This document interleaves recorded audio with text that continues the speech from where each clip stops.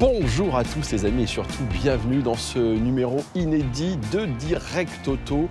Je vous accueille aux côtés de cette Rolls Spectre, première Rolls-Royce de l'histoire 100% électrique. Et oui, même la fée électricité s'est penchée sur The Spirit of Ecstasy. Alors aujourd'hui, on va se balader dans Paris et je vais vous montrer des endroits de luxe que je préfère, assez intimiste, à commencer par ce très bel hôtel. C'est un 5 étoiles, bien évidemment. C'est le St James, il se trouve à Paris, 16e arrondissement. Alors on est très loin, vous savez, de certains palaces qui sont de gros paquebots avec beaucoup de monde. Là, il y a quelque chose d'intimiste, à taille humaine. C'est un ancien hôtel particulier et vraiment, l'endroit est juste sublime. Donc c'était l'écrin idéal pour commencer cette nouvelle émission. Aux côtés de cette Spectre, on va bien sûr en parler en détail, mais tout de suite, elle sommaire, c'est en image. Aux endroits de la capitale, au volant d'une anglaise qui dépasse tous les superlatifs, la Rolls-Royce Spectre. Tu vois, ça, c'est vraiment du luxe, c'est de l'exceptionnel. On est dans l'irrationnel quand on est dans le luxe.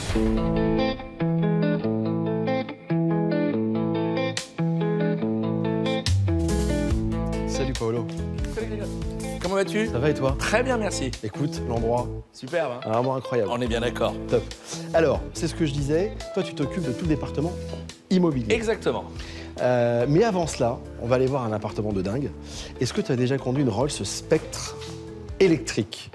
Ah, jamais. Tu vas voir, c'est un truc de dingue. D'accord. À l'extérieur, on fait une petite balade et puis après on va à l'adresse. J'ai hâte. Adresse secrète. Hein. Allez, on y va. Go. Première impression, Paolo? Waouh.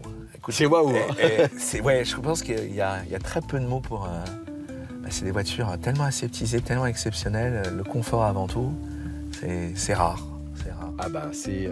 Et moi ce que j'adore c'est l'ambiance intérieure. En fait, dans le luxe, et tu connais, hein, c'est ton univers, ça tu peux tout paramétrer, tu peux tout configurer, tu peux tout faire. D'accord.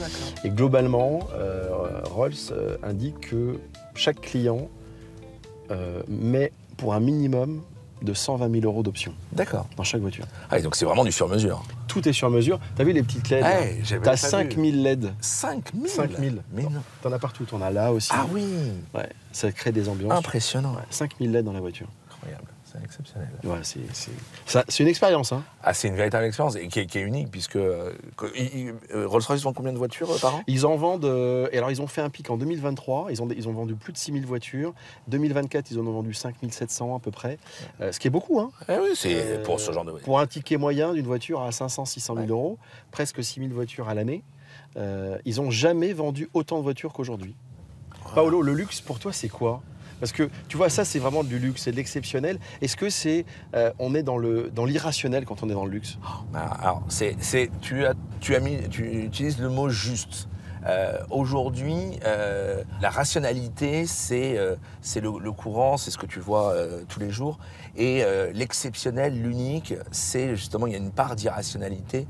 Et donc voilà, tu sais, je sais pas si tu as vu, on a vendu chez Sotheby's une banane à scotcher à un mur pour 6 millions d'euros. J'ai vu ça. Tu l'as vu, tout le monde l'a vu. Voilà. Voilà, là, tu es dans l'exceptionnel, c'est pas du palpable, voilà, la rationalité sort complètement. Et on est dans la démesure. C'est un peu comme cette voiture. Quand tu me dis, effectivement, on a 120 000 euros d'options au minimum et on a toutes ces finitions-là, mais il n'y a personne qui peut égaler ce genre de finition. Et c'est ça la définition du luxe. Le luxe, c'est l'unique. Tu n'as pas envie d'avoir la voiture de monsieur et madame tout le monde. Tu as envie, tu me disais, là, 6 000 voitures par an. Voilà, tu fais partie sur une planète. C'est pas grand-chose. Et dans l'immobilier, c'est la même chose? Dans l'immobilier, on dit la localisation. Et c'est le point le plus important. Après, ce qui va faire que, effectivement, tu vas rentrer dans l'exceptionnel, c'est la vue, c'est l'extérieur, donc une terrasse, un balcon, etc. J'en parle, un rooftop. Et après, effectivement, la qualité de l'immeuble. Et donc voilà. Et l'exceptionnel, c'est l'unique, c'est quand tous ces petits points sont mis bout à bout. Je te donne un exemple très simple. Je suis en train de vendre le château où est né Louis XIV, à Saint-Germain-en-Laye. Sérieux? Véridique. Et ça, c'est pas banal. Ça, pour le coup, il y en a qu'un. Et c'est à Saint-Germain-en-Laye, et la propriétaire m'a dit « Pourquoi je vous le donnerai à vous ?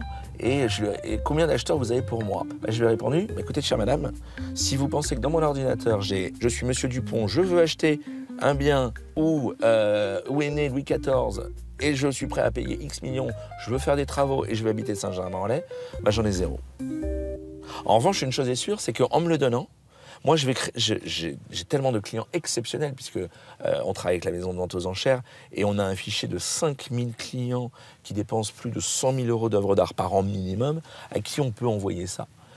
Je te le fais l'histoire très courte. Ouais, en 3 semaines, on a envoyé le dossier à une centaine de clients. On a 14 milliardaires à travers le monde qui sont venus visiter. Ils se sont arrachés le bien. À la fin, c'est un Français qui l'a acheté. Bon, on est quand même place de l'Étoile, on est en spectre. Bon, à la place de l'Étoile, il connaît, hein, on sent qu'il a l'habitude de rouler ici. Hein. Il a le bon réflexe. Parce que quand vous ne connaissez pas, ça surprend toujours. Même si cette voiture, elle inspire le respect. On me cède le passage, je ne suis pas habitué. Ah, je ne suis pas habitué. Elle est dingue cette caisse.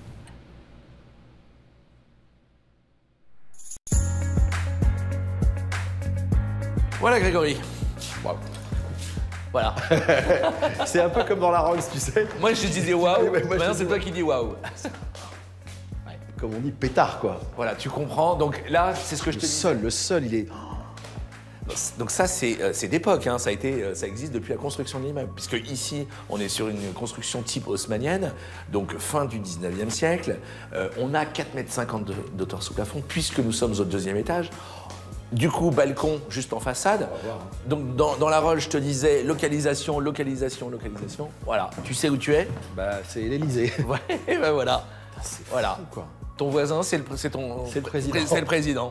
Tout est d'époque. Alors, tu vois, les moulures, certaines ont été refaites. C'est bien sûr des compagnons de France qui ont refait ça. C'est de la feuille d'or. C'est de la feuille d'or, bien évidemment. Et on respecte toutes les normes, j'allais dire, haussmanniennes. Tu as la pointe de Hongrie, les moulures, ouais, tu verras après les caissons à la française. Tout est au rendez-vous. Donc là, clairement, Paolo, on est dans l'un des plus beaux apparts de Paris, quoi. Alors, c'est évident. Ici, tous les critères sont en rendez-vous. Le Grand Palais qui est là, l'Élysée qui est là. Effectivement, l'emplacement... Voilà, tu es dans la rue du Faubourg Saint-Honoré, c'est-à-dire que tu as les boutiques, tu as les Tuileries qui sont juste à côté, les Champs-Élysées, tu vas aller au théâtre, tu vas à un restaurant, tu as tout. Voilà. On vous a dit, on va vous montrer que des pépites, des choses qui sont quasiment inaccessibles, parce que ça, c'est inaccessible. Il n'y en a pas beaucoup. Bon, il y a une salle à manger, parce que nous, on est des gourmands quand même. Viens voir. C'est par là. Viens, suis-moi. Voilà, donc tu voulais voir la salle à manger. Voilà la salle à manger. C'est beau. Tu vois, donc c'est chic. Tu vois, même les coloris.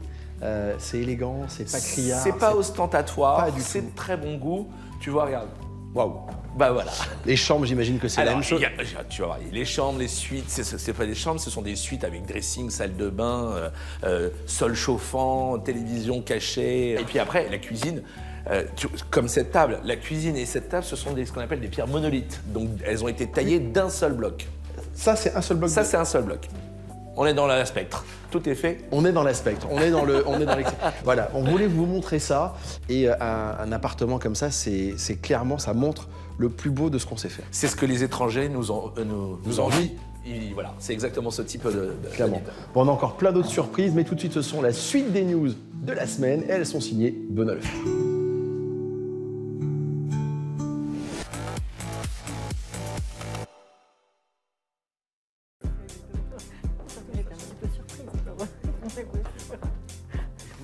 Bonjour. Bienvenue Greg. Enchanté Marianne, c'est un plaisir.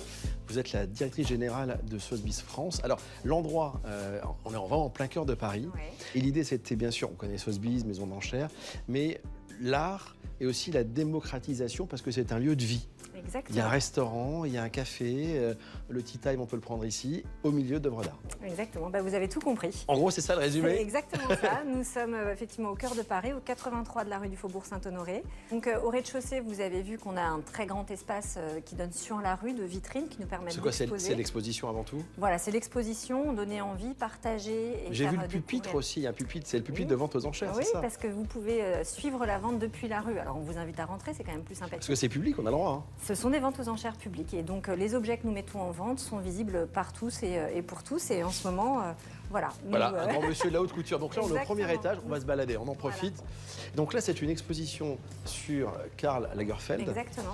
Et ce sont ces objets personnels qui vont être vendus aux enchères d'ici... le 31 janvier. Donc voilà, vous pouvez découvrir dans nos vitrines et puis sur les murs des objets qui ont appartenu à Karl. Et ce qui est intéressant, c'est qu'on voulait vraiment renouveler notre espace parce qu'on fait de plus en plus de ventes en ligne, mais surtout, on ne veut pas casser le lien avec les objets et avec les clients. D'où l'importance de ce nouveau bâtiment qui est beaucoup plus un lieu de vie, un lieu où on partage l'art de vivre. C'est exactement ça. Est-ce qu'on peut avoir, quand on vient chez vous, un conseil oui. Par rapport, si on a des choses des fois personnelles dont on veut se séparer, est-ce que c'est un endroit où on peut avoir un conseil d'expert? Exactement, c'est vraiment un lieu de rencontre. L'objectif, c'est que nos spécialistes soient encore plus en prise avec nos clients. Marianne, quoi qu'il en soit, merci pour votre accueil. L'endroit, c'est vraiment une nouvelle pépite parisienne. C'est ça aussi ce matin, on vous montre des endroits un petit peu insolites. Alors, on va rester dans l'univers Sotheby's parce que ce n'est pas que une maison de vente aux enchères, c'est également de l'immobilier avec des appartements de dingue. Et on a rendez-vous avec Paolo, qui est en charge de ce département, et il va nous montrer l'un des plus beaux appartements de la capitale. Mais avant, partons à la rencontre d'artisans aux mains d'or de l'automobile ancienne.